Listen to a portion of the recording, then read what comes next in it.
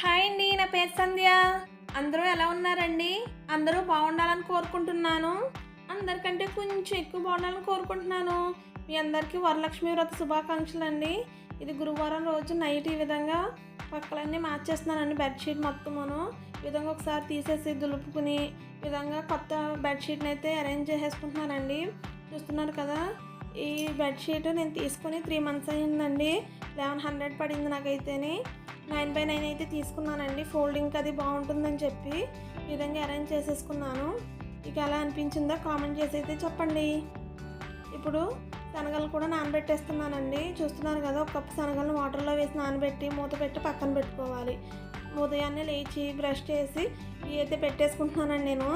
ఎందుకంటే ఉదయాన్నే టీ తాగకుండా ఎక్కువసేపు అయితే ఉండలేనండి. అందుకని చెప్పి నేను టీ అయితే తాగేసిన తర్వాత పూజ చేసుకుంటాను. తర్వాత స్నానం చేసి వచ్చి గ్యాస్ అంతా శుభ్రం చేసుకుని ఈ విధంగా ముగ్గులైతే పెట్టేసుకున్నాను.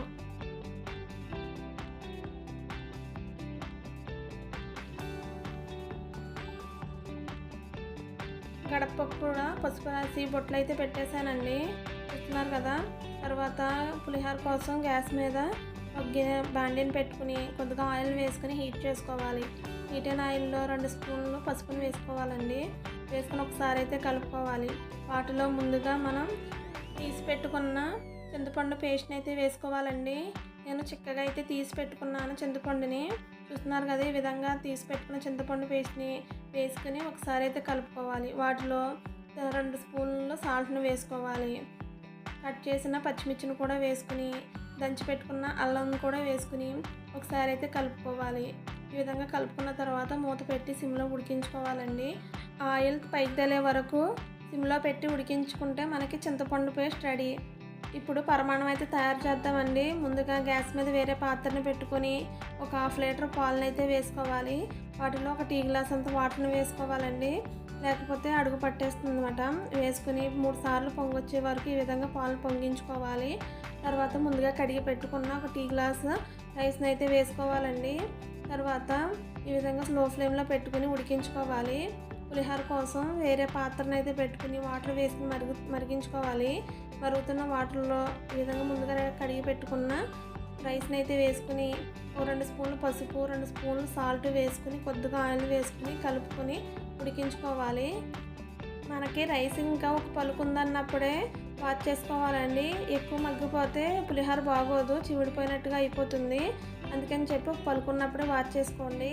తర్వాత కుడుముల కోసం వేరే గిన్నెని అయితే పెట్టుకుని ఈ విధంగా 2 గ్లాసుల వాటర్ వేసుకుని ఒక 2 స్పూన్లు శనగపప్పు 1 స్పూన్ సాల్ట్ వేసుకుని మరిగించుకోవాలి.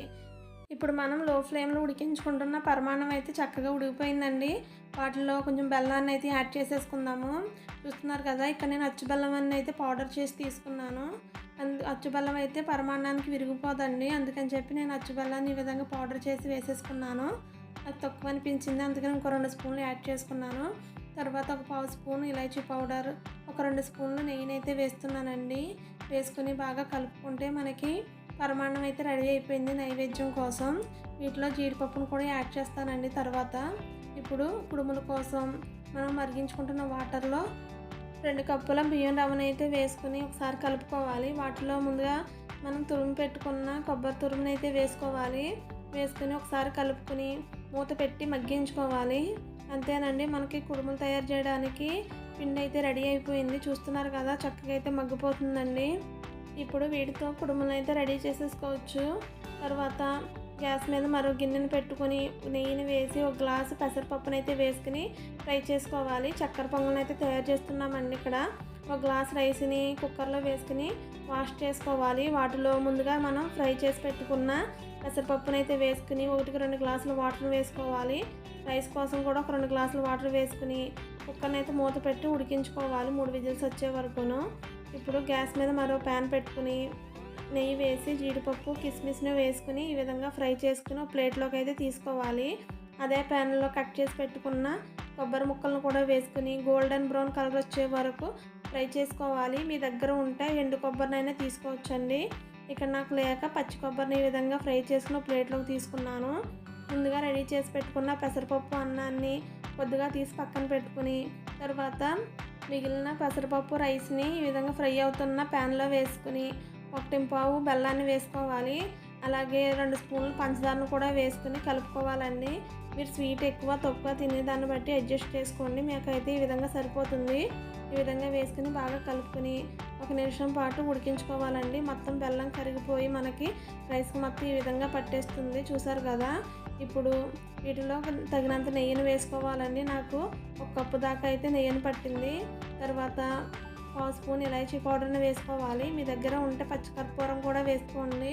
మాకు పిల్లలకి అది పెద్దగా ఇష్టం ఉండదని చెప్పి నేను వేయలేదు. ఫ్రై చేసుకున్న జీడిపప్పు, కిస్మిస్, ఎండు కొబ్బరి లేదా పచ్చి కొబ్బరిని వేసేసుకుని ఈ విధంగా కలుపుకోవాలండి. అంతే, నైవేద్యం కోసం చక్కెర పొంగల్ అయితే రెడీ అయిపోయింది. చూసారు కదా.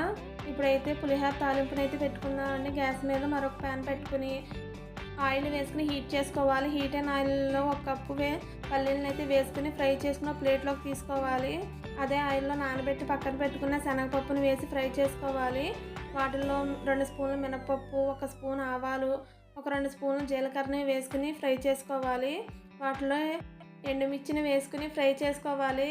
2 రెమ్మల కరివేపాకును కూడా వేసుకుని ఫ్రై చేసుకోవాలి. ముందుగా కలిపి పెట్టుకున్న పులిహోరలో ఈ తాలింపుని అయితే వేసేసుకోవాలండి. చూస్తున్నారు కదా. ఈ విధంగా వేసేసుకుని మొత్తం రైస్కి తాలింపు మొత్తం పట్టేలా కలుపుకుంటే నైవేద్యం కోసం పులిహోర కూడా రెడీ అయిపోయిందండి. చూస్తున్నారు కదా. చక్కగా అయితే కలర్ఫుల్గా రెడీ అయిపోయింది. ఇప్పుడు ఒక బౌల్లోకి అయితే తీసేసుకోవాలి. ఇప్పుడు కట్టు పొంగల్ కోసం తాలింపుని రెడీ చేస్తున్నానండి. 2 స్పూన్లు నెయ్యిని వేసుకుని వాటిలో మినపప్పుని వేసి 1 స్పూన్ జీలకర్రను కూడా వేసుకుని ఫ్రై చేసుకోవాలి. అలాగే ఎండుమిర్చి, పచ్చిమిర్చిని కూడా వేసుకుని ఫ్రై చేసుకోవాలి. ఇలా ఫ్రై అవుతున్న వాటిని ముందుగా కలిపి పెట్టుకున్న దద్దోజనంలో అయితే తాలింపుని వేసేసుకుంటున్నానండి. ఒకటే తాలింపుతో 2 నైవేద్యాలు అయితే చేస్తున్నాను. ఇప్పుడు సగభాగం తాలింపు దద్దోజనంలో వేసాము. మిగిలింది కట్టు పొంగల్ కోసం అండి.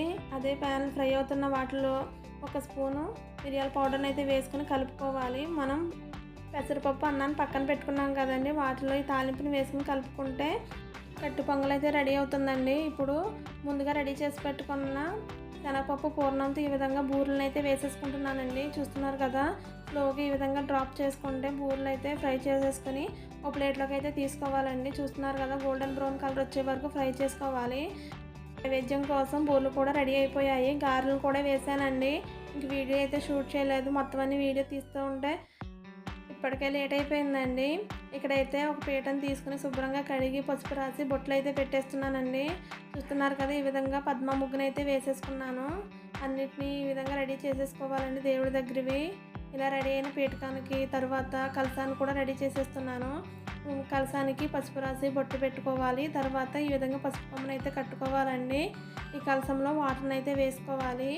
నిండగా కాకుండా సగం అయితే వేసుకోవాలి. వేసుకున్న తర్వాత పసుపు, కుంకుమ, గంధం, అక్షింతలు, పువ్వు వేసుకోవాలండి. తర్వాత ఒక కొబ్బరికాయకి పసుపు రాసి బొట్లు పెట్టుకొని మామిడాకుని పెట్టుకుని కలసం అయితే రెడీ చేసేసుకోవాలండి. వీడియో ఏం తీయలేదు. ఇక్కడ స్టక్ అయిపోయిందండి ఫోన్ మొత్తం.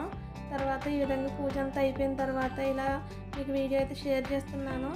ఈ వీడియో నచ్చింటే please comment, like, share, subscribe. Thank you for watching. Bye.